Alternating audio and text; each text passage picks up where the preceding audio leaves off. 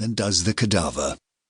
A field of calm around the dissection excludes the commotion of the pedestrian and the drone of the self-important.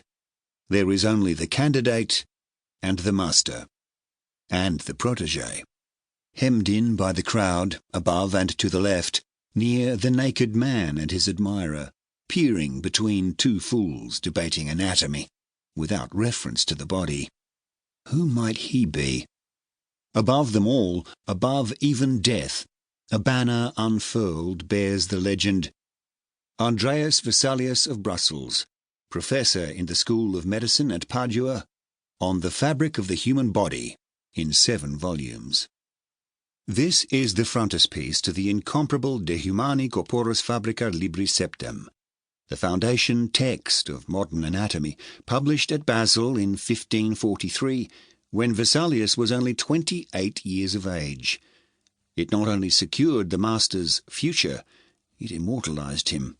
Along with De Revolutionibus Orbium Coelestium of Copernicus, published that same year at Nuremberg, it is one of the most influential books in history.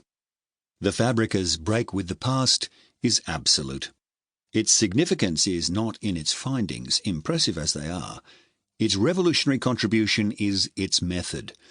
Long before the Enlightenment, Vesalius abjures tradition and received doctrine, looking instead and only to the evidence before him.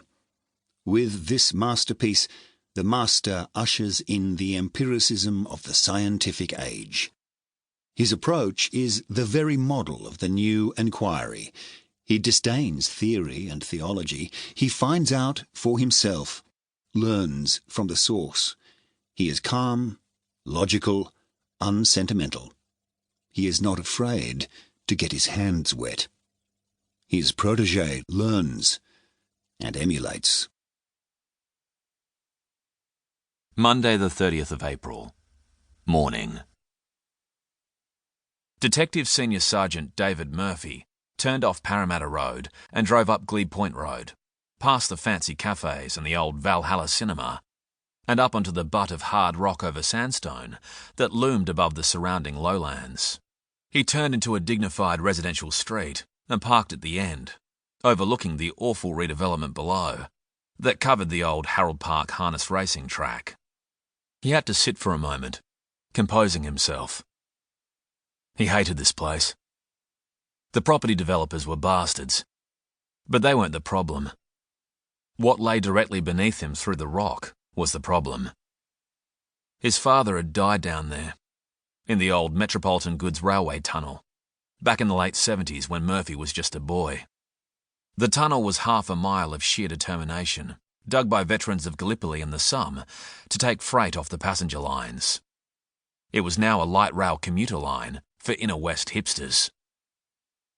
Murphy had heard a bit over the years about the murder of his old man, and a copy of the file had found its way to him soon after he joined the force.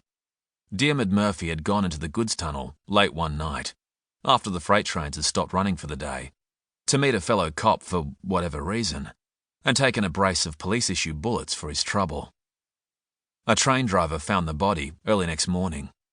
An investigation was launched, but went nowhere, and media interest soon moved on. The Wood Royal Commission put the broom through the force in the mid-90s, but many of the sleeping dogs were allowed to lie.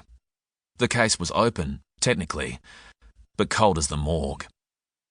So all his life, Murphy couldn't even drive over the Anzac Bridge without glancing across Blackwattle Bay and thinking of his old man. Of dirty cops on the take, selling out their brothers for coin. Brown paper bags full of cash and nylon sports bags full of heroin. Free routes and free booze. Cheap TVs off the back of a truck. Dead hookers and dead addicts. Dead civilians and dead police.